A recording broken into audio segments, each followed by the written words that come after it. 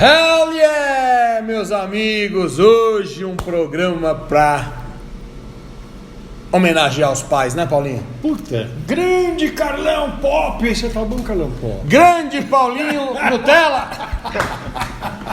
Paulinho Heavy e Carlão Pop. Hello, Satan's People e águas de salsicha de plantão. Finalmente conseguimos trazer um cara para fazer um especial de uma das bandas mais queridas. Para, a mais importante, né? Eu acho que a mais importante do heavy metal. José Lucas Calil, meu amigo de 25 para mais anos, um dos maiores fãs e conhecedores desta banda que faremos o especial Black Sabbath. Seja bem-vindo, meu amigo. Obrigado. Tá bom? Agora nós vamos aqui, primeiramente, né, sem nenhum tipo de batalha, né, batalha? Cara, que me encheram o saco, cara. Tá copiando. Não, batalha é irmão nosso, caralho. Batalha fez o RMH aqui. Tentou, pode fazer o que você quiser, Batalha. Você tá em casa, você é nosso irmão, porra, né, Paulinho? Só que é engraçado que a galera dele acha que foram eles que criaram. Né? Teve uns que acharam, é verdade. Mas tudo bem, é diferente. Beijo, Batalha, a gente adora. Zé, diga. Black Sabbath, o pai do heavy metal, na minha opinião. O criador de tudo. Você concorda, obviamente, e conta pra gente como foi o início da história dessa banda. Bom, eu vou falar antes desse período mágico que foi a época da criação do Black Sabbath. 1969, 68, 70. A gente está falando aqui de 50 anos, mais ou menos até. Mais de 50 anos de agora. Outro dia um amigo meu, um abração, Hélio, ele falou o seguinte... 53 anos para ser mais exato. Perfeito. A gente está 53 anos dessa época.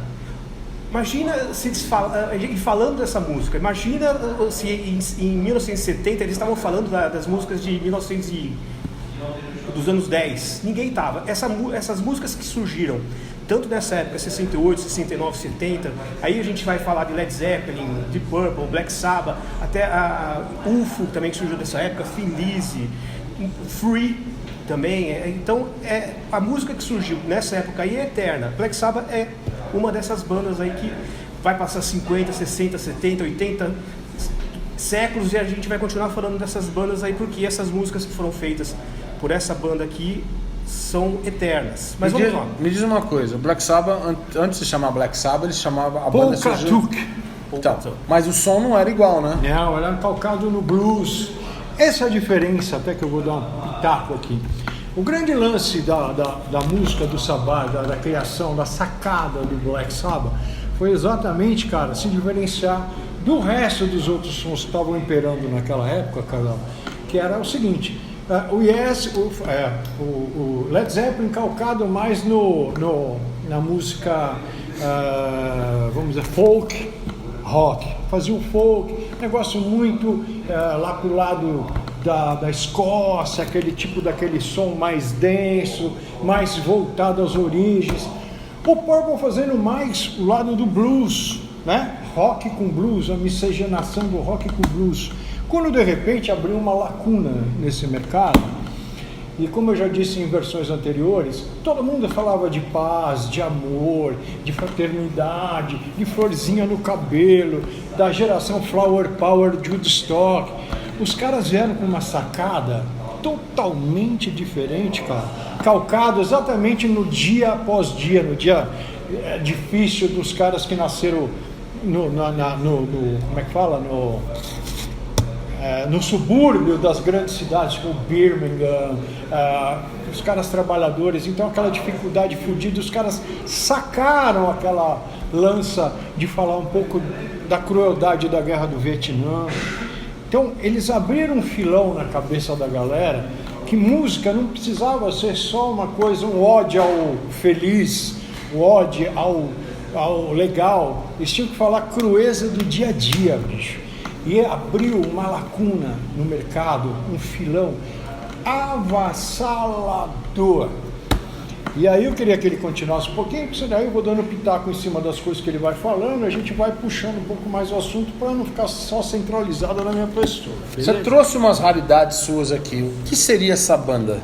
Essa é a banda Chama Mythology. Mythology. Ela é a banda aqui do Tony Iommi e do Bill Ward, logo antes do Black Sabbath. Eu vou... A história do Tony Iommi, é melhor falar, que ele, se o Black Sabbath é o pai do heavy metal, o Tony Iommi é o pai do Black Sabbath. Exatamente. E ele tem uma história de resiliência bastante incomum, né? Ele trabalha... primeira curiosidade, ele diz, sem mais detalhes na biografia dele, de que a avó dele era brasileira. Ele não dá mais detalhes. I think my grandma came from Brazil. A gente não tem mais detalhes sobre isso daí. Se alguém fizer alguma entrevista com ele, seria legal perguntar. Ele deve ter uma história parecida com os nossos antepassados, né, Carlão? De vir da Itália para o Brasil achando que ia encontrar ouro, que ia fazer a fortuna e voltar para a Itália. Né? As nossas famílias ficaram aqui no Brasil, a dele deve ter ido para tentar melhor sorte na Inglaterra. Lá na Inglaterra, o avô dele abriu uma sorveteria e ganhava vida assim.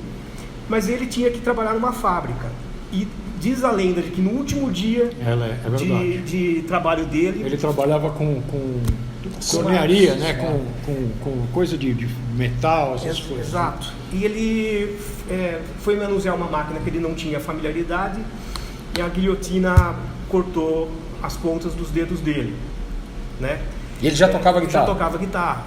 Daí falava assim, ó, acabou pra você, vai ele já estava com um contrato para gravar, assim, não com o lance do Black Sabbath. Ele já estava fazendo uma armação, se não me falha a memória, pela Fontana para gravar um compacto. Do Mythology? Não sei se é do Mythology, acho que não vou te garantir que você tem certeza que é Mythology ou não é Mythology. Porque depois do Polkatuf virou Earth. If your heart stays where the rebel, what you fear the dark. Né? Exato. E aí eles descobriram que o Earth já tinha uma outra banda, porque naquela época, viu, galerinha? Naquela época não tinha televisão falando, não tinha MTV, não tinha Spotify, não tinha internet. Então, bicho, ninguém sabia. Às vezes tinha uma outra banda lá do outro lado que chamava igual, você não sabia que a banda era igual. Quando eles descobriram, eles resolveram mudar o nome. Aí, agora, eu não sei se essa gravação dele, e aí quem souber me corrija, antes dele perder o dedo, porque um dia antes, como ele falou, ele já tinha assinado o contrato para gravar alguma coisa, que eu não sei se é do Earth, ele perdeu as falanges dos dedos. Salvo engano, a época do acidente, ele estava numa banda chamada The Rocking Chevrolet, mas eu não sei se era, eu não tinha essa informação de que ele tinha contrato com a Fontana, não. Daí os médicos falaram para ele, ó, acabou, nunca mais vai tocar guitarra, não é para você, não tem jeito. Daí o que ele fez? Ele resolveu fazer umas próteses das pontas do dedo por conta própria. Ele falou, não vou desistir, não vai, isso daí a minha vida é isso, ele acabou, eu vou fazer. Ele pegou tampa de detergente, aquelas tampas de plástico, derreteu, formou as pontas do dedo dele, na verdade, como ele é canhoto, foi da mão direita dele, e fez as próteses e reinventou o jeito de tocar guitarra. As cordas que ele usava, inicialmente eram cordas de banjo, para facilitar a manuseação. É verdade, falou tudo. Para ele. Mas no Rocking Chevrolet que eu mencionei, ele tocou com o Bill Ward. Daí ele deu uma parada para se recuperar e voltou no Mythology, que é essa banda aqui, que era uma banda da região da Cúmbria. E a última formação tinha também o Bill Ward, o baterista original do Black Sabbath, na bateria. Só que aconteceu o seguinte, a polícia apreendeu droga com eles, maconha. E diante disso daí a banda resolveu fazer um último show, que é esse show aqui na cidade de, não sei se se pronuncia Silof ou Silof, na Escócia. E cada um foi para o seu lado. O Bill Ward e o Tony Iommi voltaram para Birmingham. E o vocalista casou, e o baterista foi procurar outras bandas na região da Cúmbria. Daí o que acontece? Voltando para Birmingham, o Tony Iommi queria voltar a tocar rock, né? Nesse meio tempo, um sujeito chamado John Osborne, né? Ele se chamava de Ozzy Zig. Ozzy Zig, é verdade. Ozzy Zig needs a gig. ele publicou numa loja de instrumento musical em Birmingham um anúncio dele de que ele estava procurando uma banda, que ele era vocalista e que tinha o próprio PA. A primeira banda que respondeu o anúncio foi o Rare Breed, que era uma banda do Geezer Butler. Dizem, não existe gravação dessa banda, mas dizem que era psicodélico. Flower Power. Completamente calcado em cima de LSD, do que rolava na época. O Ozzy entrou nessa banda, fez um primeiro e único show no Corpo de Bombeiros de Birmingham e a banda se desfez. Daí o Geezer e o Ozzy ficaram cada um do seu lado e o Tony Iommi viu na loja de música esse mesmo anúncio, Ozzy, Zig Needs a Gig, e procurou o Ozzy. E quando ele conhecia o Ozzy na época da escola e não gostava do Ozzy. Os dois se estranhavam no pátio da escola. E quando ele viu o Ozzy, falou, puta, pode falar. Claro. É melhor, deixa pra lá, vou procurar outra pessoa lá. Daí, de alguma forma, eles acertaram e o Ozzy trouxe o Geezer Butler pra banda. E assim se formou a banda Polka Tuck, né? Com o Ozzy, Tony Iommi, Geezer Butler e Bill Ward e um saxofonista e um guitarrista slide. Essa daí era Polka Tuck Blues Band. Exatamente isso. Em algum momento o saxofonista e o outro guitarrista foram mandados embora e ficou o quarteto. Daí a banda mudou eventualmente o nome para Earth. Eles souberam que tinha uma banda, como ele disse, com o mesmo nome fazendo shows. E aparentemente eles estavam conseguindo shows, bastante shows, achando que eles eram essa banda Earth. Eles estavam indo, ainda como Earth, fazer shows na Europa, se não me engano, na Alemanha. No meio do caminho eles viram uma fila para o cinema, uma fila para assistir o show, o filme Black Sabbath, que aqui no Brasil, salvo engano, foi... As Três Faces da Morte. As Três Faces da Italiano. As Máscaras da Morte. As Máscaras da Morte. Eles falaram, pô, se tem uma fila de gente para ver esse filme aqui, a gente quer alguma coisa parecida. Então eles resolveram mudar o nome para Black Sabbath. O título em inglês, o filme é italiano, e As Três Faces da Morte, ou As Três Máscaras. Vamos molhar as palavras, só um pouquinho. Nenê, por favor. Oh, que beleza, hein?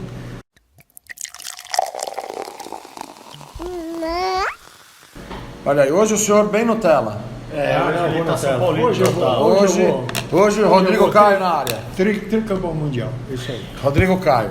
Ou Richarlison.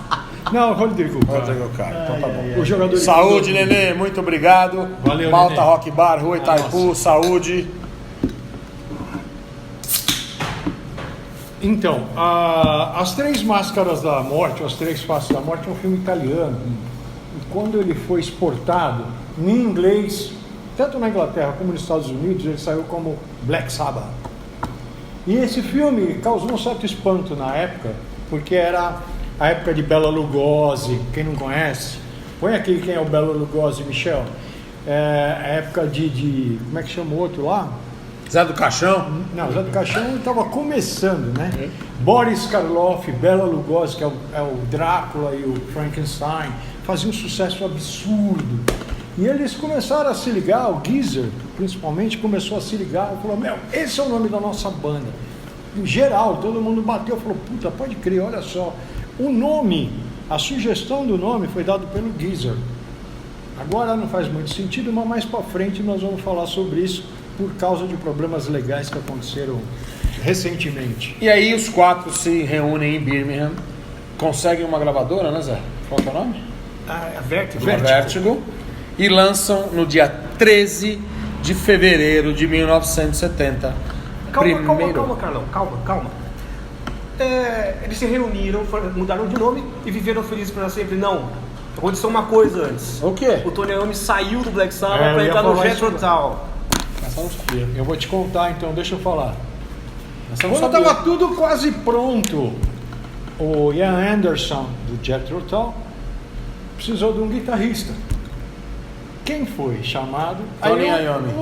O Ozzy falou, porra, fodeu, nós estávamos com tudo pronto, fazendo show. Naquela época era muito engraçado. Olha a ideia dos caras, bicho. Eles, loucos para tocar em qualquer lugar, não arrumavam show. Então o que eles faziam? Quando eles sabiam que uma banda ia tocar em tal lugar, iam uns quatro para a porta do lugar, ficar esperando. Se a banda não viesse, eles entravam e tocavam. Se ofereciam para tocar. Numa dessas daí, eles tocaram no lugar exatamente do Jethro Tull. Quando o carro do Jethro Tull chegou, eles já estavam tocando, estava lotado o lugar e não tinha quem entretesse. E o Anderson viu o Iommi tocar. Ele falou, pô, do mesmo jeito que era legal pra caralho, nós conseguimos pegar todo aquele público de Jethro Tull. Literalmente eles roubaram o público dos caras, porque, eles eram desconhecidos e ficaram conhecidos através do público do Jethro Tull. O Jethro Tull falou, é mesmo. Catou o Iommi, falou, pô, fodeu, quebrou. Mas aí, Zé, me diz uma coisa, ficou sem guitarrista o Black Sabbath? Calma, não acabou ainda. Quem tiver a manha, procure, se o Michel achar, coloca aqui, Michel. Rock and Roll Circus, do Rolling Stones. É uma puta zona que o Rolling Stones fez, que era a banda explodida da época, lotado de gente pra caralho. Eles fizeram um filme chamado Rock and Roll Circus. Vocês vão ver o Iommi tocar com uma Gibson, uma SG branca, no canto bem escondido, porque participa o Jethro Tull, participa uma porrada de coisa, e ele tá lá. Quando acabou essa participação, ele voltou pro Black Sabbath e falou, pra mim deu, eu não quero mais tocar com esses caras, vamos fazer o nosso som. Aí o Ozzy falou, graças a Deus.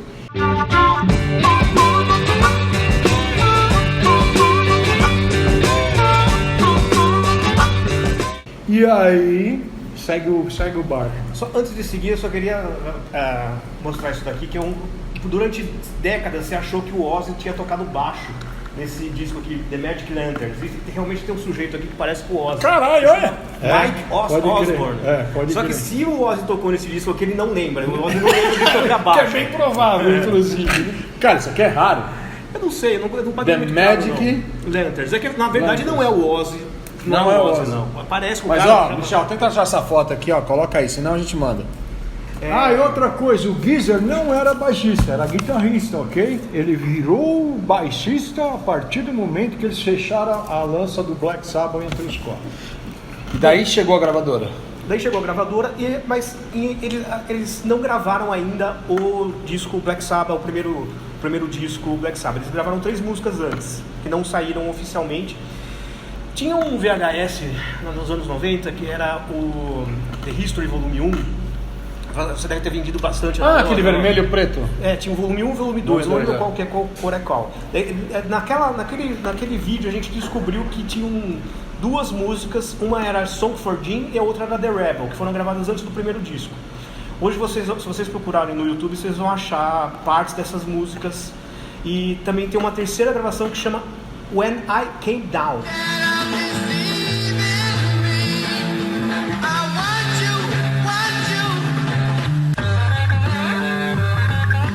Essa música foi gravada depois pelo autor dela, o autor verdadeiro dela, que é o Norman Haynes. Então, se vocês procurarem Norman Haynes Band, When I Come Down, eles mudaram o tempo verbal, vocês vão ver a música inteira tocada por outra banda, mas essa música originalmente foi gravada pelo Black Sabbath.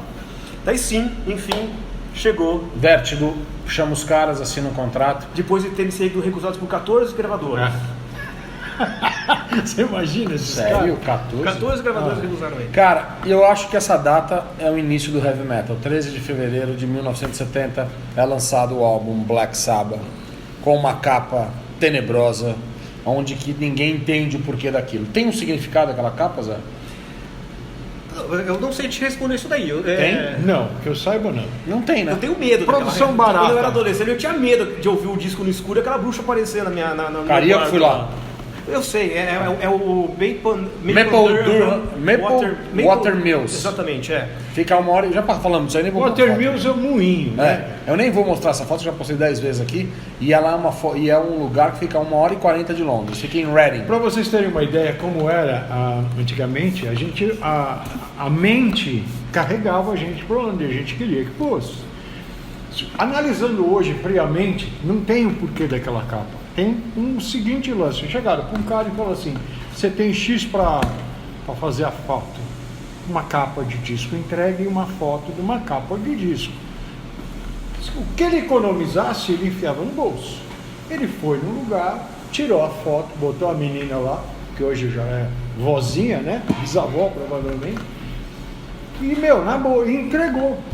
O resto é lenda. Essa lenda. O resto é e aí pura foi dado lenda. o pontapé inicial do heavy Não metal. quer dizer nada, não quis falar nada, mas você pensa, quando olha, quem ele falou, porra, eu não queria ouvir um som daquele lá no escuro, nem fudendo por causa da bruxa. E é real, porque quem viveu aquela época, viu, galerinha? O mundo viveu antes de vocês nascerem, viu? Cara, você ouvir NIB, você ouvir Black Shirt, porra, meu, puta dissonante pra caralho, falou, meu, que é isso? O que esses caras estão fazendo? Ao ponto da mãe do Ozzy, quando ele levou os pais no estúdio, falou, Ozzy, você tem problema de cabeça. Eles ouviram as músicas e acharam que o Ozzy era louco. Exatamente porque, meu, doentio. É um som sinistro. É um som sinistro, muito sinistro. A capa sinistra foi lançada numa sexta-feira 13. Se você abrir o disco, tinha uma cruz invertida. Tinha? Na original? No original tem. Eles capitalizaram com isso daí. Tanto que a música seguinte que eles compuseram foi Walpurgis, que depois virou War Pigs. Walpurgis, pra quem não sabe, é a Noite das Bruxas, ou Noite de Santa Walpurgis, né? Walpurgis. Walpurgis, né? É o título original. Vocês vão encontrar no YouTube aí. Vamos ouvir na IB aqui, solta, Michel. You with me under my thumb. Our love grows stronger now with every hour.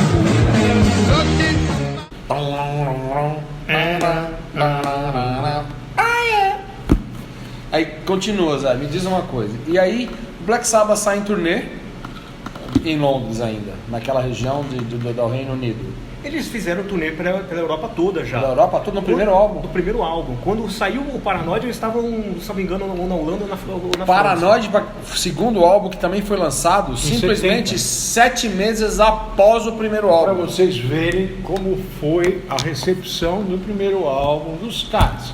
Tipo assim, leva urgente os negros pro estúdio e grava tudo.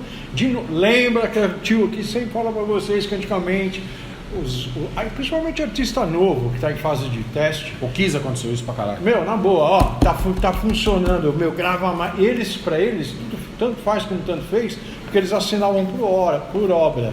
Quanto mais obra eles entregassem, mais dinheiro eles recebiam, entendeu? Fala um pouquinho dessa época do Paranoid. Eles já emendaram a turnê, pararam pro estúdio e já saíram do Paranoid. Eles ficaram sabendo que o disco foi número 1 na Inglaterra, estando em turnê na Europa. Eles não sabiam. Eles receberam notícia em telefone público. E tem um dos maiores clássicos da história do heavy metal chamado Paranoid, que acaba os shows do Black Sabbath, acho que desde 70, e os shows do Ozzy foram sempre encerrados como Paranoid. E para quem não sabe, o segundo disco é até hoje um dos mais vendidos da carreira dos caras, pra você ter uma ideia. Paranoid é o mais vendido? Foi o único da época. Da época antiga, assim, que chegou ao número 1 na Inglaterra, no Reino Unido. Né? Provavelmente eles devem ter feito vários shows, porque eles lançaram com menos de um ano o terceiro álbum, Master of Reality. Mas antes eu queria falar uma coisa. Pode falar. Assistam um show que antigamente era conhecido como Paris 70. Vocês vão ver a porrada que é aquilo. All day long I think I'll sing, but nothing seems to satisfy. Think I lose. Porrada, a energia que é. Então eles abriam shows, por exemplo, pro Faces. Eles engoliam o Faces, porque era o Bill Ward quebrando tudo naquela bateria, o Tony Iommi, aquele som alto, o baixo distorcido, o Ozzy cantando pra cacete naquela. Mas naquela época o Ozzy já era louco, né? Sempre foram todos eles. Ele era marginal, eles eram completamente roubava televisão. O Ozzy? Apareceu várias vezes. Bacana, No dedo era tatuagem de presidiário.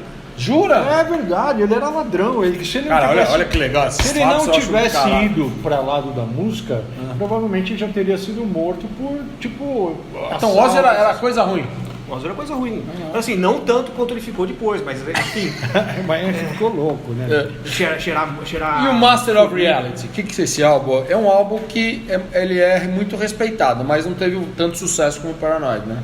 Não teve, mas ainda guarda a mesma sonoridade, eles estão fazendo disco em turnê incessantemente nesse período todo. Black Sabbath, Paranoid, Master of Reality, depois vai emendar com o volume 4 depois. Volume 4, álbum esse que saiu, menos de um ano também, Paulinho. Pô, eu tô te falando. Pode saber, cara. quer dizer, em 2 anos, o Black Sabbath lançou 4 álbuns. E ó, uma coisa que eu esqueci de falar, que não deu tempo, a gente já atravessou. Já no segundo disco, Paranoid, as sacadas de guitarra do Iommi foram sensacionais. Porque para conseguir fazer o Ozzy, que não é um cara que tinha extensão vocal fodida, o que ele fez? Ele baixou a afinação. Foi o primeiro dos caras a ter essa sacada de estúdio de baixar a afinação. Então, quando você afina um instrumento, hoje uma guitarra, um baixo, você afina em Lá. Ele afinava em Ré sustenido, em Dó sustenido, desculpa.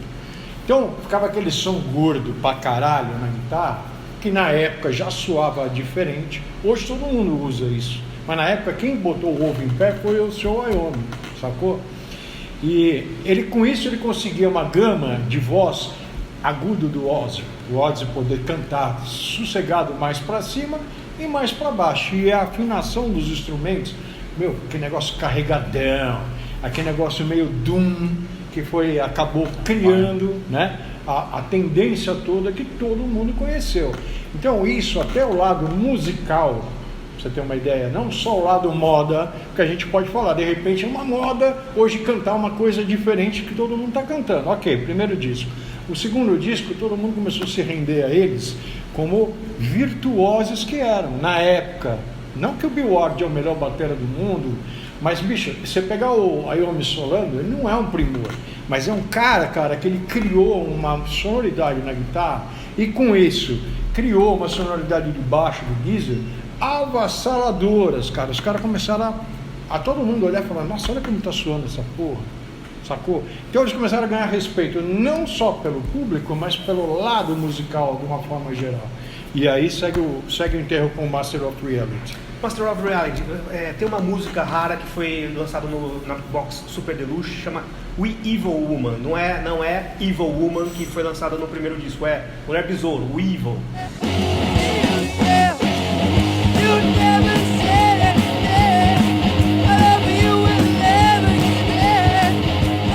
Então essa música aí vocês vão encontrar de raridade no Master of Reality, a versão Super Deluxe. É uma coisa que a gente não sabia que existia por muitas décadas. E todas essas versões Super Deluxe vale a pena comprar se vocês tiverem oportunidade. Saíram todos agora, uns boxes desse tamanho aqui, ó. Bem legal. Lá saiu em vinil também, quem gosta de vinil. Volume 4, um álbum marcante demais, no dia 25 de setembro de 72. Um dos melhores álbuns do Black Sabbath com Ozzy, na minha opinião. Concorda? Não? Qual é o teu melhor do Ozzy? Tem épocas. Teve época que eu gostei até mais do Never Say Die, mas Pra mim, uma coisa que eu gosto do Black Sabbath é que até determinado momento ele não seguia o mesmo padrão de som. Então eu gostava, você não sabia o que viria depois. O Never Say Die é diferente do Technical Ecstasy, que é diferente do Sabotage, que é diferente do Salvation Bloody Sabbath, que é diferente do volume 4. Então tem épocas, eu não vou... Então vamos ouvir uma do volume 4. Escolhe aí, Zé. Snowblind. Snowblind. Salta aqui.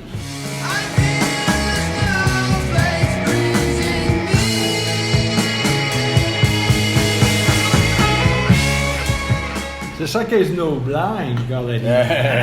Ó. Snow é neve, blind, cego. Então o que é aquela neve que te cega? Se ligou? Se ligou, galera? Então é o que eles faziam.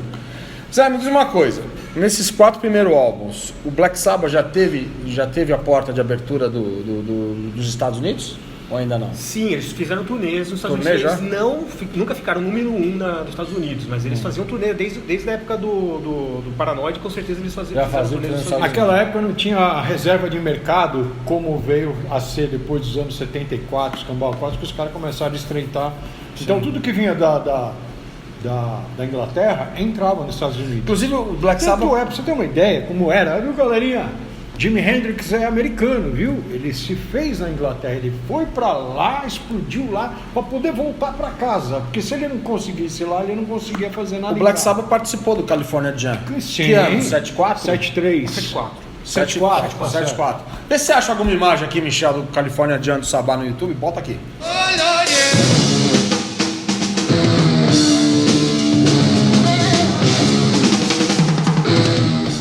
Aí vamos lá, Zé.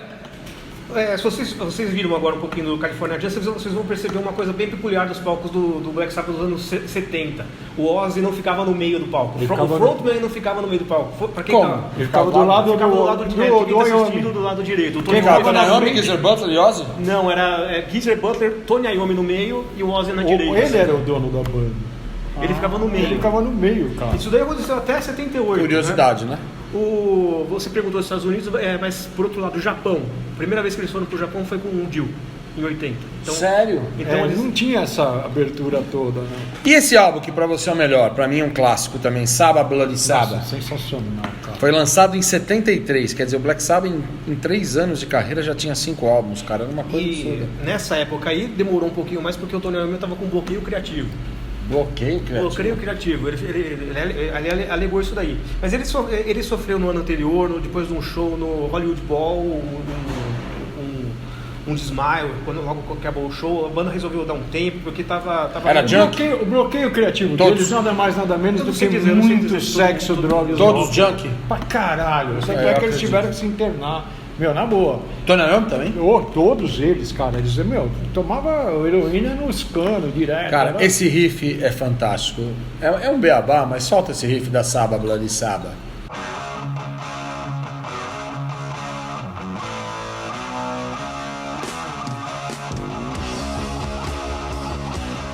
E aí, Zé, vem um álbum em 75, em julho de 75, acho que foi Sabotage. o período que o Black Sabbath ficou com mais tempo de lançar de um álbum pro outro, né? Eles lançam Sabotage. Nessa época eles tiveram problemas com o empresário deles, o Patrick Meehan. Né? Então vocês vão ver a música The Writ, porque eles recebiam um mandado de oficial de justiça no meio do estúdio lá. Então nessa época eles tentaram romper o contrato alegadamente porque tudo que eles tinham estava no nome do empresário. Então a casa que eles moravam estava no nome do empresário, o carro que eles usavam estava no nome do empresário. Então eles resolveram cortar. Aí eles cortaram o empresário. Cortaram o empresário. Então eles tiveram problemas. O disco é excelente. O disco pra mim é o pai do thrash aí. Sabotage? Sabotagem. Pra mim é o pai do thrash. Aí nós entramos, depois dessa época, em menos de um ano depois, 1 ano e 2 meses depois, assim naqueles 2 álbuns da fase Ozzy, que são os menos populares e que a galera mais gosta. Um álbum chamado Technical Ecstasy, né? Foi uma fase que eles já estavam brigando. Como estava esse esquema dentro lá, né? Estava, o Ozzy já qualquer relacionamento tem desgaste depois de anos.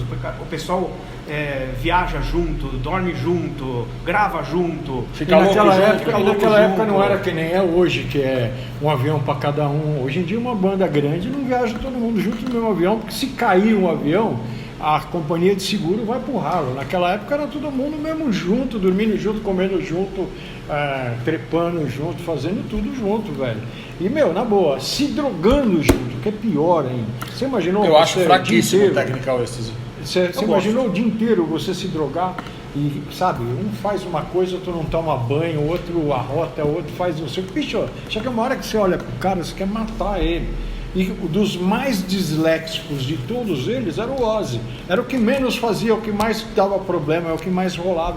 Bicho, chegou uma hora que os negócios Chegamos à assim. conclusão aqui que a índole, o DNA do Ozzy era torto, né? Sempre foi. Sempre foi. Sempre O foi. que você acha desse álbum, Technical Ecstasy? Eu acho fraco. Na boa, é um álbum, pra mim é um álbum de passagem, não é uma coisa gosta? como eu já te Pra mim falei. tem musicaços, rock and roll talk. Não, é Ah, legal. Rock and Roll Talk é legal. É legal, mas não dá. O que eu quero dizer é que não Qual dá que você falou agora? All Moving Parts, Standing Solta essa aqui, ó. All Moving Parts. There's got them all on the run. Yes, he's one. Yeah. Mas foi um álbum que o Black Sabbath já tava. Já tava. Tanto que o Ozzy saiu da banda logo depois da turnê. E ele fez a primeira versão da banda Blizzard of Oz com os membros dessa banda aqui, o Necromandos. Com Necromandos. Necromandos. Olha só, cara. Não Nunca conhecia vi isso isso na aí. minha vida, cara. Olha aqui, galera. Esse disco aí foi produzido pelo Tony Iommi, foi lançado só nos anos 90. O Ozzy me canta? Não, essa daí é a banda que, É a banda que ele roubou, ele roubou pra fazer o Blizzard of Oz. Então ele fez, são 3 Blizzard of Oz que existiram. A primeira foi isso daqui, dizem que existem gravações de ensaios, mas isso daí nunca vazou. Depois ele pegou uma banda chamada Dirty Tricks para tentar fazer o Blizzard of Oz dele.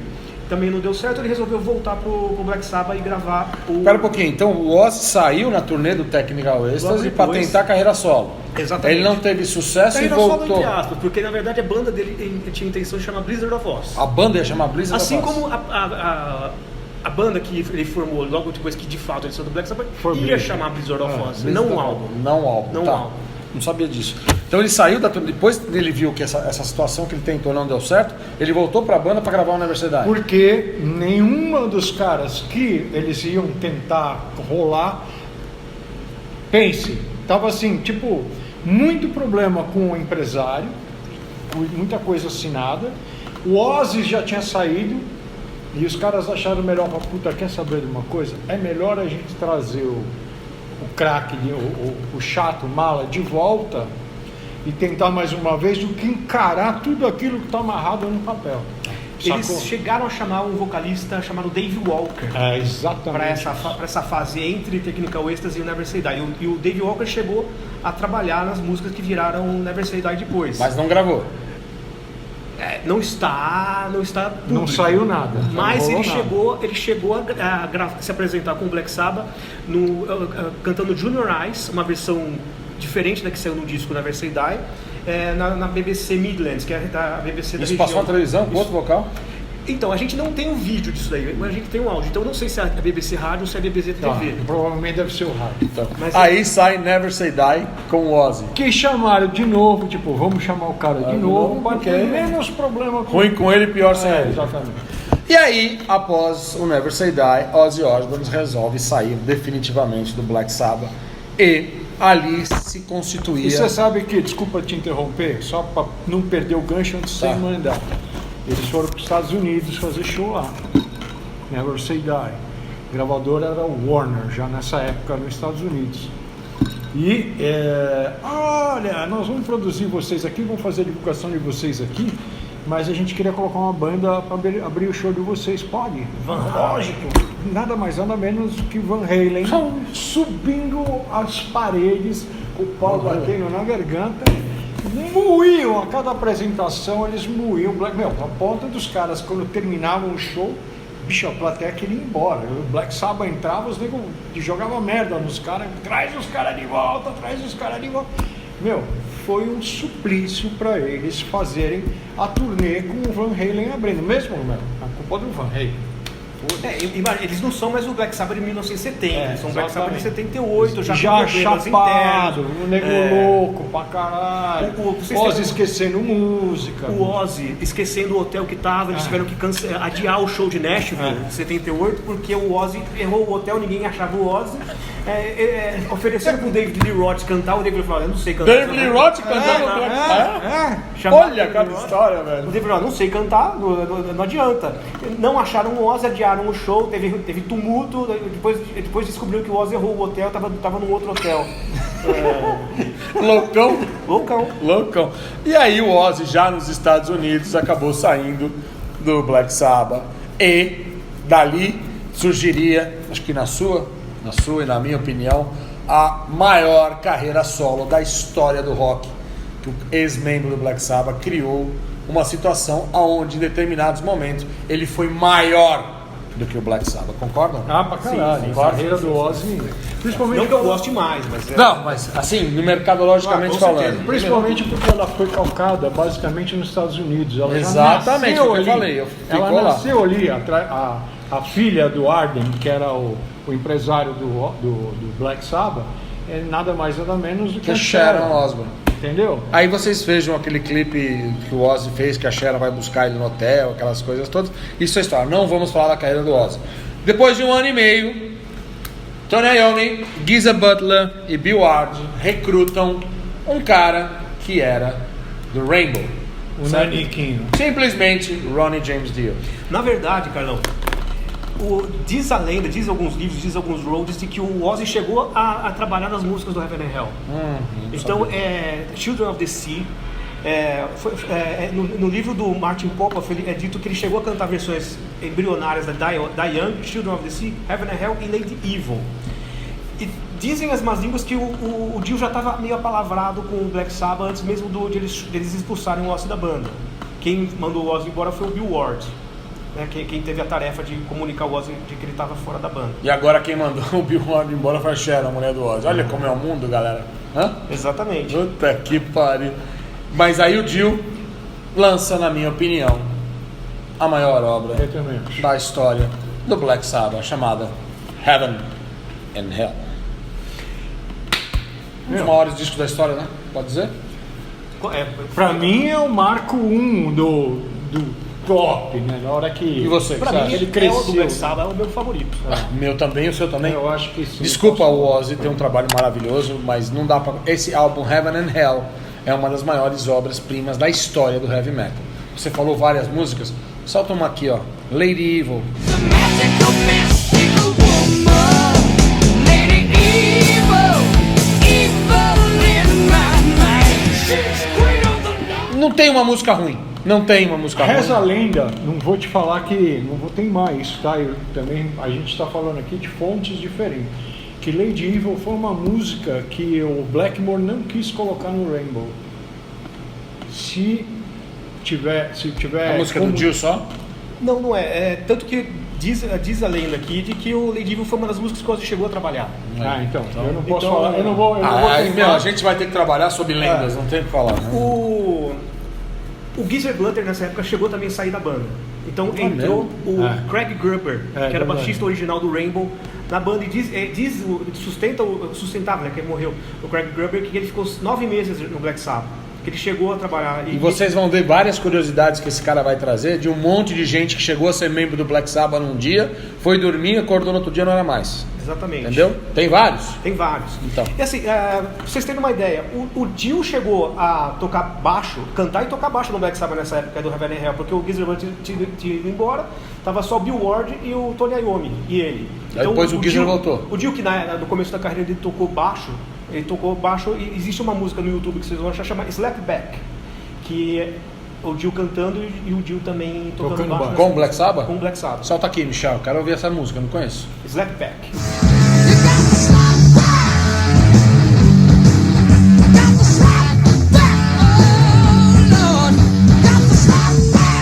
Então, aí, uma turnê sensacional, um álbum maravilhoso. Primeira vez no Japão. Primeira vez no Japão, olha isso, Finalmente, cara. O né? Black Sabbath demorou 10 anos para fazer a primeira turnê no Japão. Quer dizer, não era assim, vamos fazer show e vai pro Japão. Muito legal. E logo depois eles lançaram uma outra obra fantástica no ano de 81.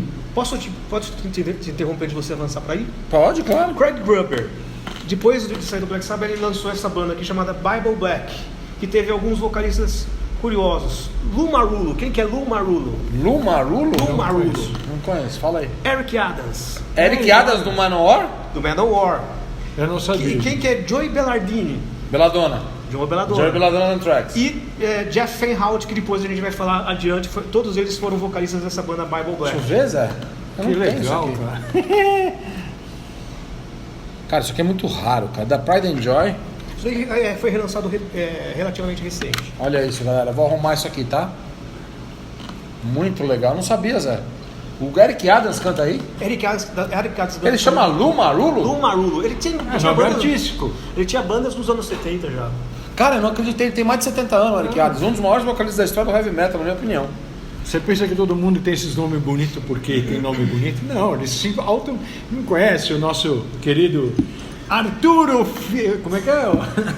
Linkito. Linkito, é o Johnny Turner. Johnny Turner. Aí, Zé, eles gravam outra obra fantástica, Exatamente. Mob Rules, no dia 4 de novembro de 81. Brutal. Cara, um dos solos mais lindos da história do heavy metal, Turn Up the Night. Você tem Mob Rules, você tem Voodoo, cara, e uma turnê maravilhosa The Sound que of the Sun, sai. Cross. Aí eu quero o que você fale, que sai um dos álbuns mais importantes ao vivo da história, Live Evil, que criou tanta briga na banda. Fala, Zé. A gente tem que voltar um pouquinho antes, na turnê do Heaven and Hell, que o Bill Ward resolveu não mais fazer parte da banda. É verdade, isso é verdade. Na turnê Boa, do Zé, Heaven boa. and Hell entra o Vinny Appice, que ele já tinha gravado alguns Morreu o discos. pai e a mãe dele, né? Exatamente. Tempos muito pertinho. Exatamente, ele estava se embriagando muito, não estava feliz com a banda sem o Ozzy, diz ele, né? E no meio da turnê ele resolve ir embora, daí tem pouquíssimos dias para o Vinny Appice entrar na banda e continuar a turnê no lugar dele. Isso daí já ainda na turnê do Heaven and Hell. Então, na verdade, quem foi pro Japão com o Black Sabbath pela primeira vez foi já o Vinnie Appice. Ele que gravou Mob Rules, óbvio. Ele que gravou Mob Rules. Ah, é verdade.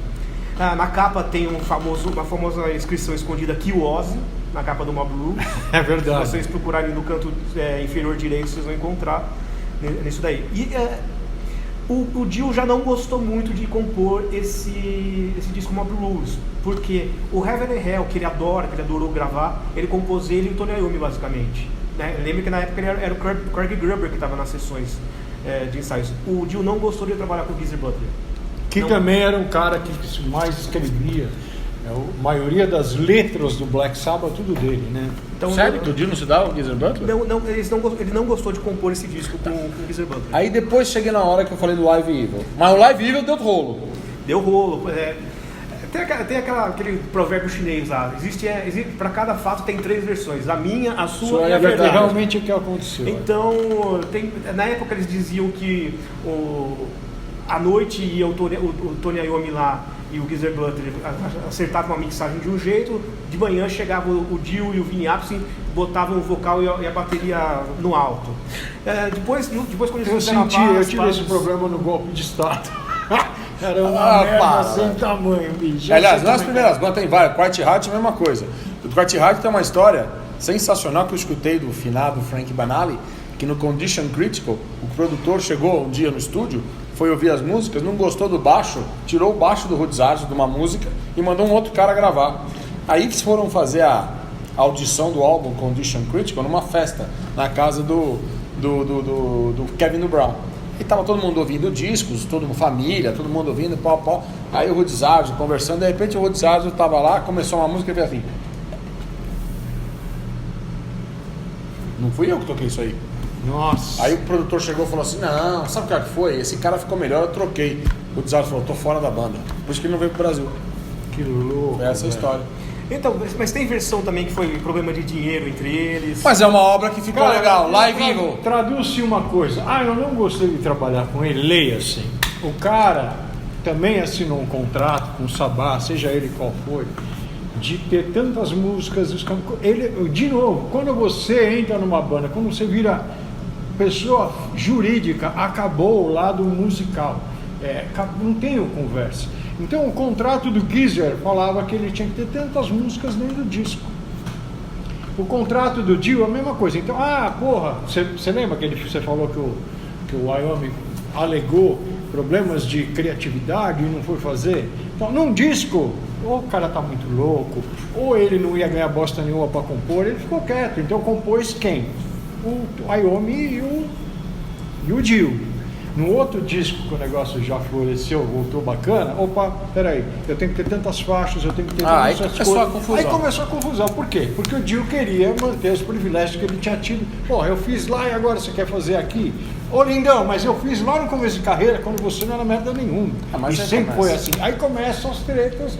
Aqui no Brasil, pra você ter uma ideia, e eu vi isso de perto, porque eu estava com o Sabá full time, todo dia, virei amigo do Dio, foi do caralho, levei os caras pro Black, aquelas histórias todas. O Dio e o Vinnie andavam de um lado, a Iommi e o Chris, tranquilo. e o outro, são 2 times diferentes, cara. Aí o Dio resolve sair do Black Sabbath. Saiu ou foi mandado embora? Ele saiu. Saiu. E ele me responde, você que conhece mais a banda. Vou fazer o que o Ozzy fez. O Dio, uma carreira solo. Com o nome Dio. E aí nós tivemos E levou o Vinnie também. E levou. Aí tivemos a segunda melhor carreira solo da história, que teve 4 álbuns fantásticos, que é a carreira do Dio, que nós não vamos falar. Posso fazer um pequeno desvio, falar um pouquinho desse comecinho do Dio? Claro. Sabe quem foi o primeiro guitarrista da banda solo do Dio? Não foi o Vivian Campbell, foi Jake E. Lee. Hã? Sim. É verdade. Jake Lee com o Dio? A Sharon Osbourne foi lá e ofereceu Tirou. mais dinheiro e levou embora. Jake Lee que tinha tocado no Rat. Exatamente. É verdade. Mas então, é muito parecido a carreira que o Ozzy tomou saindo e indo para os Estados Unidos, e o Dio também saindo e ficando nos Estados Unidos e pegando músicos ali daquela... Sendo que o Dio é americano. O Dio é americano. Mas Mas é americano mesmo. cara, não vamos falar da carreira do Dio. Aí o Black Sabbath fica exatamente quase 1 ano e meio sem aparecer. Quando vem uma das coisas, acho que mais chocantes da história do rock, que é a entrada de Ian Gillan no Black Sabbath. Puta que pariu. Eu gosto do Não, Born eu Again. adoro Born Again. Eu gosto. É um disco que envelheceu bem, mas é uma capa horrenda. Tem gente que gosta. É uma produção abafada. Os membros do Black Sabbath não gostam. O Ian Gillan, acho que quando vê aquele disco lá para autografar... Ele falou que ele tava bêbado, né, quando entrou? Não, a história é o seguinte, ele tinha uma reunião marcada, o empresário, ele tinha que conversar com o empresário dele, porque o empresário dele ia conversar, olha só, um papo que ele ia ter com a Iommi. Olha só, aí o Iommi foi malaco, foi ratazana, ligou direto pro Gillan. Vamos tomar uma, vamos. Foram num barzinho qualquer, sentaram no barzinho lá, o nenê do barzinho entupiu os caras de goró. No dia seguinte, ele acordou podre pra caralho com o telefone, mandou a empresa, seu filho da puta, ele falou, o que aconteceu? Você tá no Black Sabbath, seu animal! Ele assinou de madrugada, pô, os caras vai, assina, opa. Já era. Essa é a história que foi contada por eles, né? Mas a gente não sabe se realmente não foi golpe de marketing. O Gillan mentiu, teria mentido para a banda solo dele e que ele estava com problemas na garganta para dar um tempo É verdade, na banda pode solo. ter sido algum... Tanto que o McCoy, que era o baixista lá, ele gravou uma música chamada Because You Lied, porque você mentiu, em seguida, assim, lançado junto com o Born Again. Mas são musicaças. Trash do cara. Solta aqui, Born pesado. Again. Uma das músicas mais sinistras que eu já escutei na minha vida.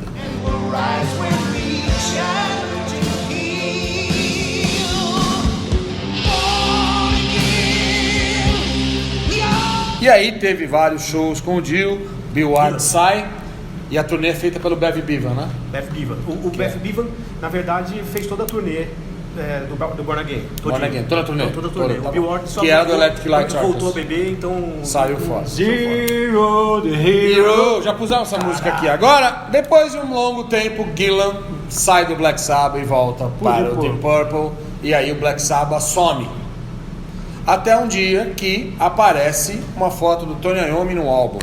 Tony Iommi, Black Sabbath. Olha essa fita cassete aqui do Zé. Quem autografou? Dave the Beast Speaks. Dave the Beast. Mas como é que a gente vai chegar nisso daí sem falar de Ron Kill? Aqui? É verdade, o Ron Kill. Não, vamos falar. Agora é o momento mais importante da você- história do Black Sabbath. eu imaginei não, que você desculpa. não sabe disso. Não, eu sei, mas eu achava que era depois. Não, Então vamos falar agora do momento mais importante da história do Black Sabbath. Conta aí, Zé. Eu acho melhor você contar, porque o que falou... O que ele me contou foi o seguinte. Nessa época de 86, ele estava com o Final Frontier. E ele foi convidado pelo empresário, na época do Black Sabbath, para fazer um teste. E ele gravou 5 ou 6 músicas. E essas músicas ele gravava e o cara falava para ele assim: não, pera, faz de novo que nós vamos mixar, gravar, sei lá, guardar. E ele gravou várias músicas. Passou um determinado tempo, ele recebeu um telefonema que ele tinha que suspender as atividades com a banda dele, porque ele era o novo vocal do Black Sabbath. Não chegou a tirar foto, chegou? Não, ele não. Não, né? Ele foi o novo. Eu sou o novo vocal do Black Sabbath. Avisou os caras da banda, Brian Ferrari, Kenny Chason, Don Miller, Brian Jay. Ó, galera, sou o novo vocal do Black Sabbath. Aí ele foi pra casa. No outro dia ele acordou, Black Sabbath e tal. Ele chegou lá, não, nós não queremos mais você. Ele foi dormir, acordou no outro dia, não era mais vocal do Black Sabbath. Quem tirou foto foi um tal de Dave Donato. Quem apareceu na foto foi o Dave Donato. Dave Donato, esse que só tirou a foto, gravou? Tem uma demo circulando dele, uma demo do que seria a música The Shining, lá do Eternal War. The Shining, isso aí. A música com ele chama No Way Out. No Way Out, olha, o Dave sabe. Donato. Tá. But we realize there's no compromise in the world. E o David Donato depois se juntou ao Mark St. John do Kiss e fizeram uma banda chamada White Tiger, que está em um CD só e um LP só. De David Donato novo, tá vivo? Não, morreu. Morreu? Depois do White Tiger, ele,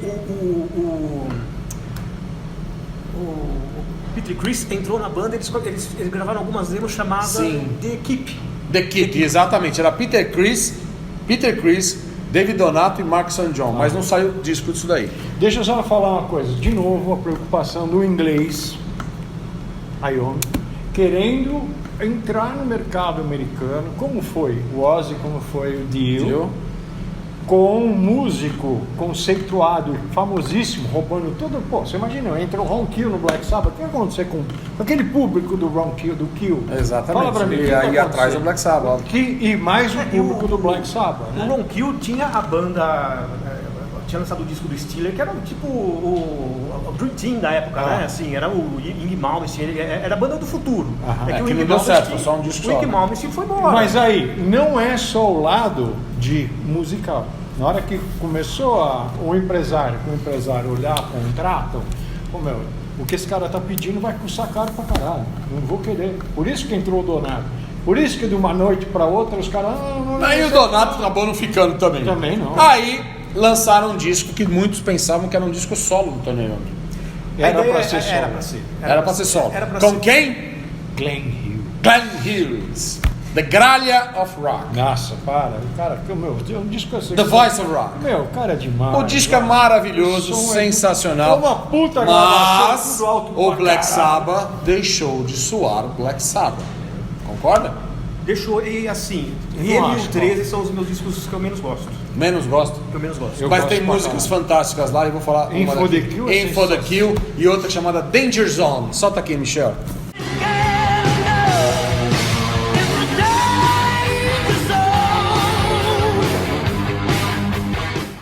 Só que o Glenn Hughes gravou aquele disco, mas também não sabia o que ele estava fazendo. Porque ele estava tão doido, Não, junkie pra mas caralho. tão doido, que se vocês procurarem no YouTube, porque o Roberto tinha alguns shows do Black Sabbath nos Estados Unidos com o Glenn Hughes está louco, chapado, totalmente grog. Eles tiveram que interromper, se eu falar alguma coisa, a turnê e ir procurar um outro vocalista. É Foi verdade. quando o Black Sabbath entrou em turnê com Anthrax e Wasp, com um vocalista chamado Ray Gillen. Na verdade, o Ray Gillen eles já estavam prevendo problemas com o Glenn Hughes. O Ray Gillen já estava na comitiva do Black Sabbath, ainda com o Glenn Hughes fazendo turnê. Alegadamente ele era só amigo do Dave The Beast Spitz. E David The Beast Spitz, que é irmão do baixista. Dan Spitz do Anthrax. Já falei dele aqui. Foi gravada uma demo desse disco aí com o Jeff Feinhout, que eu falei há pouco tempo, como o vocalista do Bible Black. Existe essa demo do Seven Star, gravada obviamente antes da gravação pelo Glenn Hughes, que chama Star of India. Praticamente todas as músicas que foram gravadas com o Seven Star estão nessa demo. Que zona, hein, velho? Que zona. Os caras fazendo, ganhando dinheiro. Você pensa que nessa época eles estavam... Quem que era o baterista nessa época? O Eric Singer. Eric Singer. Tony Iommi, Dave Spitz, Geoff Nichols e Ray Gillen. Depois disso, todo mundo esperava que o Ray Gillen ia gravar o próximo álbum do Black Sabbath, E né? chegou a gravar. Chegou a gravar, óbvio que saiu aqui. Mas não saiu. Mandaram o Ray Gillen embora e o Ray Gillen seguiu o caminho com Badlands. Mas entrou um cara que eu não conhecia, que tocava onde? A última banda dele chamava Aliens. Elliott, simplesmente chamado Tony Martin, que gravou um álbum sensacional Nossa. chamado Eternal Idol. Eternal Idol. A primeira música marcava, vamos supor assim, a volta do Black Sabbath, chamada The Shining. Que lembrava muito, ele lembra muito o timbre de voz, as pegadas, sem o mesmo drive do Dio. Exatamente. Gosto do Tony Martin? Preciso falar? Olha, isso aqui nós vamos falar depois. Cara, The Shining, que futuramente depois saiu em versão dupla, deluxe, com a versão com Ray Gillen. Signs begin to show. Oh, rise up to the shining. Então é o único registro que existe oficioso do Ray Gillen no Black Sabbath em estúdio.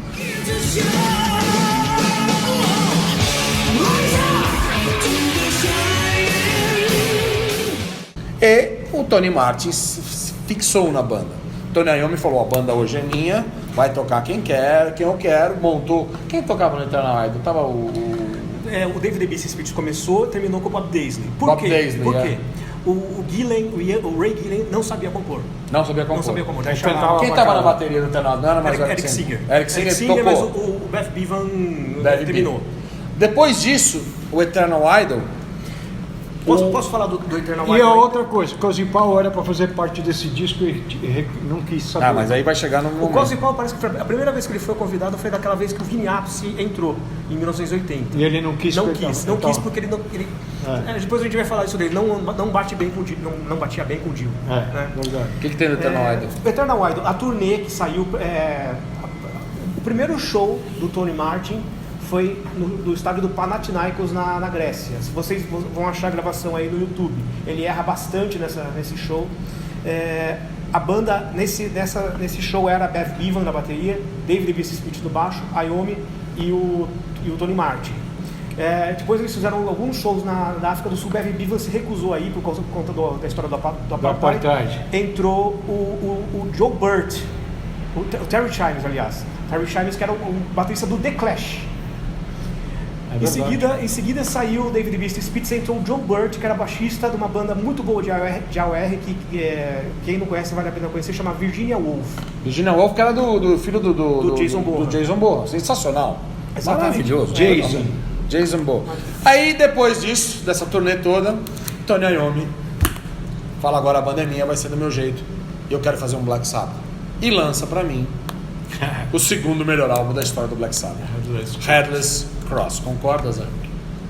Eu não sei dizer agora. Não sei dizer se eu É bom? concordo. É bom pra caralho. Sabe qual é a formação? Fala aí. Tony Martin, Tony Iommi. Quem gravou o disco foi o Lawrence Cottle, do baixo, e o baterista era o Cozy Powell. Mas a turnê foi com o Neil Murray. O turnê foi com o Neil Murray. Puta que pariu, cara. Que Olha disco o time, sensacional. Neil Que Murray obra-prima. Solta aqui. Headless Cross.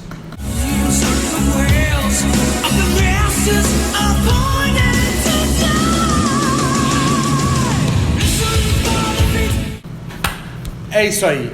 Essa turnê foi grande, né? Foi Fez do bastante caralho, shows. puta som, cara. E aí o Tony Martin já se fixou na banda. E logo depois de um ano, mais ou menos, um ano e pouco, lançam um outro álbum chamado Tear. Aí já começou a mudar um pouco o som do Black Sabbath, deixou de ter aquele peso, entravam uns lances meio de teclado, umas coisas mais O melódicas. Nichols foi homologado na banda, né? Geoff Nichols ficou na banda. É um disco que não fez tanto sucesso, né, Zé? O Jeff Nichols, exatamente, mas o Jeff Nichols que estava da banda desde 1980, desde o Heaven and Hell ele estava lá. Primeiro ele entrou para tocar baixo, depois ele foi pro teclado. Sobre o Tear, seria a primeira oportunidade que o Black Sabbath viria pro Brasil. Chegou a ser anunciado nos jornais que essa formação viria pro Brasil fazer show. Puta, tinha que ter vindo. Eu acho um puta disco, cara. Eu Adoro gosto. o Tear, acho do caralho. Dessa fase, a fase de Tony Martin eu acho inteira legal pra caralho. Exatamente.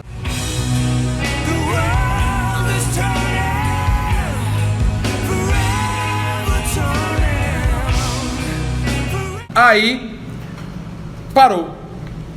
Black Sabbath ficou parado um bom tempo, algo em torno assim de 2 anos, até que voltam com um álbum chamado The Humanizer. Sabe com quem de volta? Chamaram de novo o disco. Geezer Butler, Vinny Appice, Ronnie James Dio e Tony Iommi. Esse disco é. The Humanizer é um álbum que é uma porrada dos 3 discos que o Dio fez.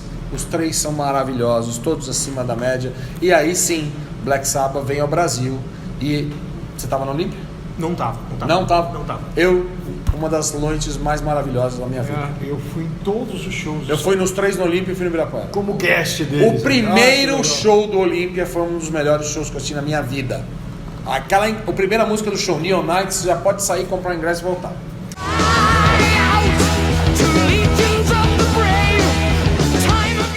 Sobre esse disco de Humanizer, o Dio chegou a ensaiar, a compor ainda com o Cozy Powell na banda.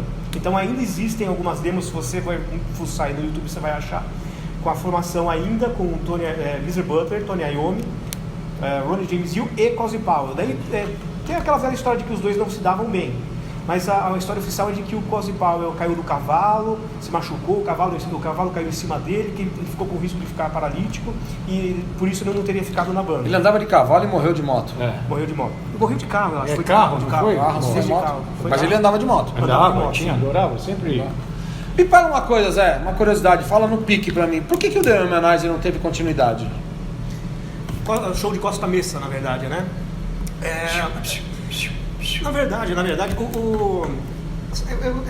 vira e mexe tem a Sharon Osbourne fazendo alguma sabotagem em relação ao Black Sabbath. Então, por exemplo, a música Call of the Wild do Headless Cross era para chamar Hero. Tá. O Ozzy lançou um disco antes com a música Hero. Agora em 1992 era para a banda continuar. O que acontece? O Ozzy anuncia uma daquelas aposentadorias falsas dele. No More Tours. No More Tours. No More Tours. E os últimos shows seriam em Costa Mesa, em 14 e 15 de novembro de 92. E a Sharon Osbourne convida o Black Sabbath para abrir o show do Ozzy, né? Daí o Dio fala assim: não, eu não vou abrir o show do Ozzy, eu não sou banda de abertura. Se vocês quiserem tocar lá, vão sem mim. E aí? Daí eles Chamam quem? primeiro eles tentam chamar o Tony Martin. O Tony Martin que também diz a história de que ele, em algum momento na gravação do The Womanizer ele foi chamado para regravar os vocais do Dio. Mas daí o Dio voltou, então o disco foi lançado com o Dio. A Sharon Osbourne parece que mexeu alguns pauzinhos e o Tony Martin não conseguiu. Aí tem aquele lance, Zé, que você esqueceu, acho que de falar, ou ainda não chegou, não sei, posso estar te atravessando, que é o lado do Reunion, que é exatamente no Ozzy Fest.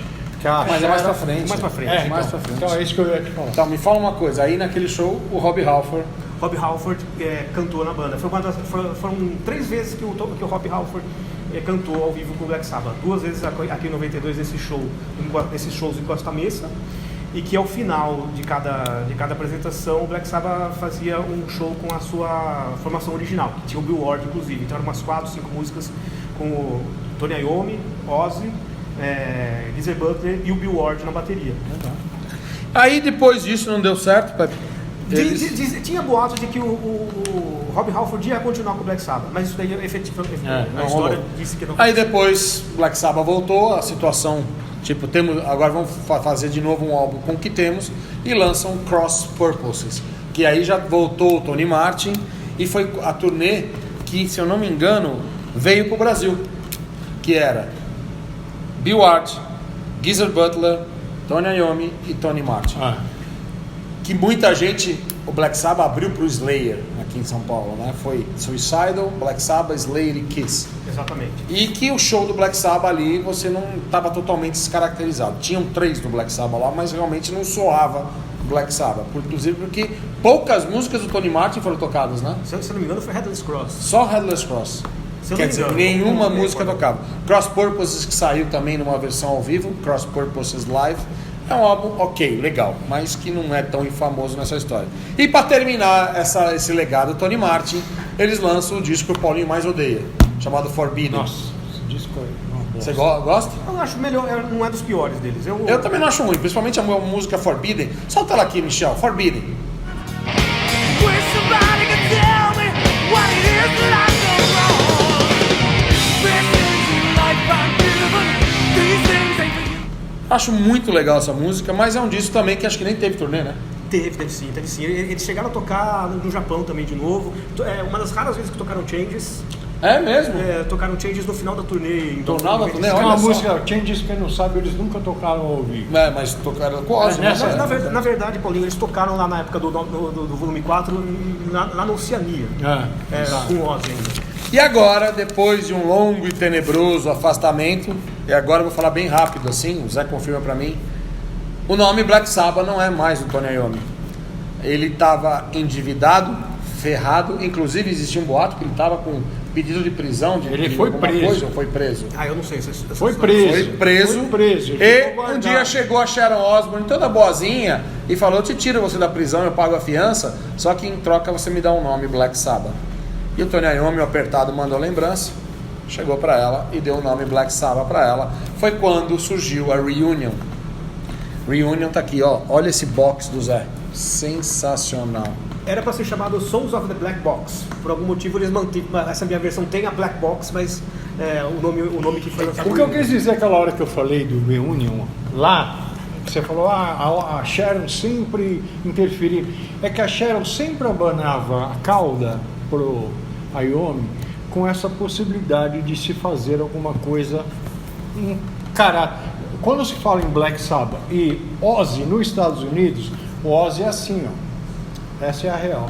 Então, o homem do Sabá falava, meu, Money, Darjan, Escambau, ele sempre cedia, e essa é a sacanagem que se fala da Sharon, aos encantos da serpente Sharon, que só visava o espurcó. E o cara precisando?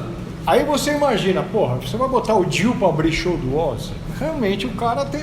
Meu, eu tenho que cantar... Eu já cantei as músicas dele quando ele saiu dessa merda. Agora eu vou ter que eu abrir show pra ele. Pô, ele sempre achou o Ozzy uma bosta como cantor. E realmente, se eu for comparar um com o outro, o Dio tem todo o direito de falar, meu, na boa, eu não vou... A falta de humildade, entre aspas, ego contra ego é foda. E o ego da Sharon é muito maior do que qualquer um dos dois, porque ela falou, vou cuidar da minha cria, dane-se você. Então cada vez que o Sabá fazia um movimento, ela ia atrás, aí, vocês não querem fazer uma... Que tal se a gente fizesse isso? Porra, e fizeram uma dinheiro turnê na cabeça na do época cara. com o Pantera abrindo pelos Estados Unidos inteiro. Meu, você imagina Foi- você chacoalhar $1 milhão na frente de você? Você é o cara que recebe, porque não é porque o Tony Martin tá na banda que ele recebe a mesma grana que o Iommi, esqueça. Sacou? E- Ele pode ganhar direito autoral, ele ganha, mas na hora da divisão do bolo ali, é a mesma coisa que o Paul Stanley e o Gene Simmons ganhar igual aos caras que estão lá, meu, na boa, contrato fechado. Tal. Só que o contrato que iam fechar com a Sharon sempre era muito maior do que o próprio Sabá recebia fazendo as coisas com as próprias pernas. Por isso que a sacanagem da Sharon toda hora mexia ali. É o que ele falou, você tem uma sabotagem. ideia. A hora que, meu, aí ela ficou só esperando, né?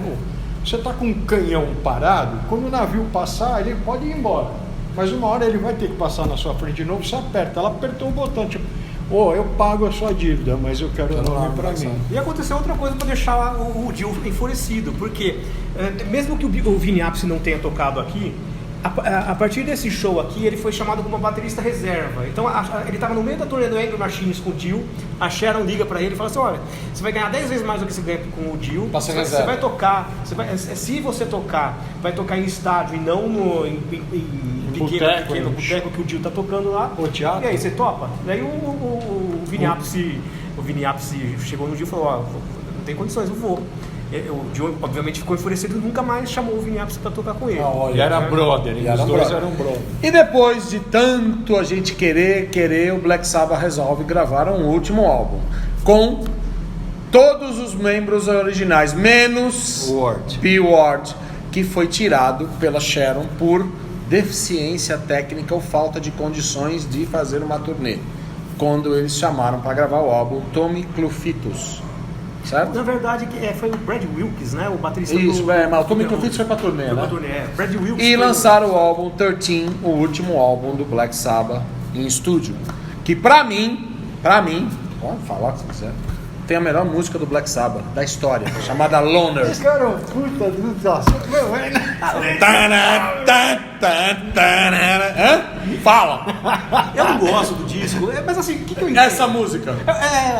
O Black Sabbath, o Tony Iommi fez disco após disco diferentes, técnicos, com vocalistas melhores, né? Ano após ano, e vendia cada vez menos disco. Daí eles lançam esse disco aí, é exatamente aquilo que se esperava dele, aqueles riffs arrastadões, e é a primeira vez que é número 1 nos Estados Unidos. Então o que eu entendo disso?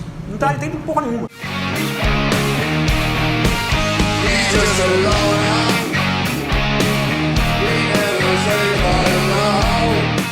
O Black Sabbath fez sua última turnê e, entre aspas, né, o legado sim parou. Depois daí, hoje, sem chance nenhuma do Black Sabbath Não voltar. tem mais a mínima E o condição. Tony Iommi e esse programa aqui termina aqui agora com o 13º álbum do Black Sabbath. Você gostou do álbum? Cara, eu ouvi o álbum. Pra mim é um álbum da coleção. Pra mim tem a melhor música do Black Sabbath, chama Loner. Aquela que você fica assim. Gostar da música não quer dizer que o álbum é do Não, caralho. eu não falei que é a melhor música. Então, que do caralho, velho. Que do caralho, Zé. Mandou bem demais, cara. Olha, foi sem querer, porque eu fui falar pra ele, porque eu falava assim, queria fazer o programa, tá com outro cara. Não responde, não tá nem aí. Eu comentei, falou aquele cara que é amigo nosso. Eu me convidei. Falei, então eu faço. Falei, porra, velho, é você mesmo, cara. Você é o cara. Muito obrigado a todos vocês pela audiência, pelo apoia-se. Combate Web Radio, queremos o especial do Sabá. Ele tá cheio de bootleg legal lá. E se você quiser umas raridades desse cara pra tocar na rádio, algumas raridades, eu arrumo pra você. Vai ser difícil, mas eu convenço ele, tá bom? Ele tem todas essas coisas que ele falou, de demo com esse. E essa raridade aqui, que eu não ia deixar de falar, chamada Emerald Sun. Emerald Sabbath. Simplesmente aqui você ouve a verdadeira voz do Black Sabbath. Quem é? Ron Keel. Ah, que legal. Por um dia. Ele gravou Die Young, né?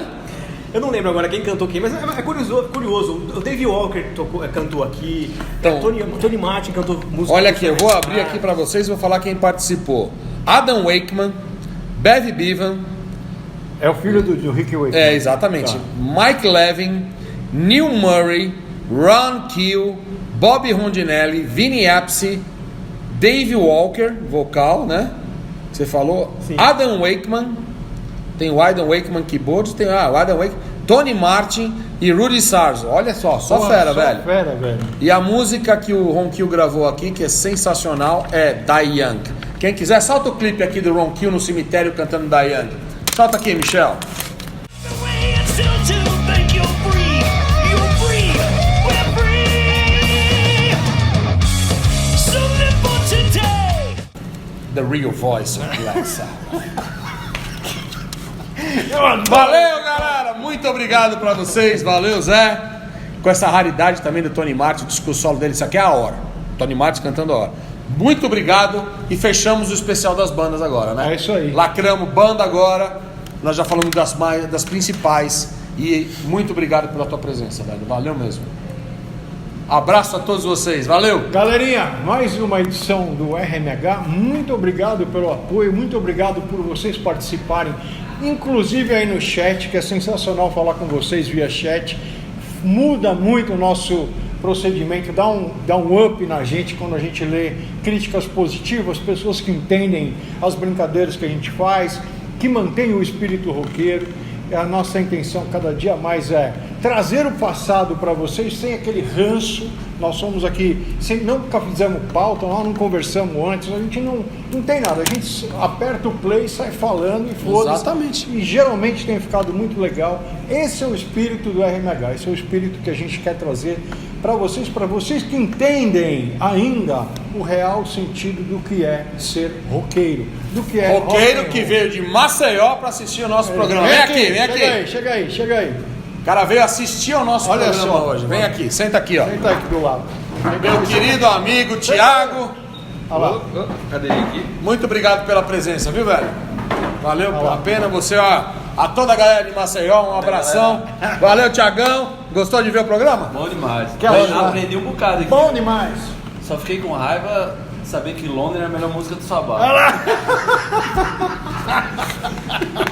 Alguém gosta. Meu, se ele tá aqui e ficou assim, fico imaginando o cara que tá lá em casa e falou, Pode falar o que vocês quiserem, eu sou autêntico, é a melhor música do Sabá. Valeu, galera, um abraço. tchau pra vocês aí, valeu.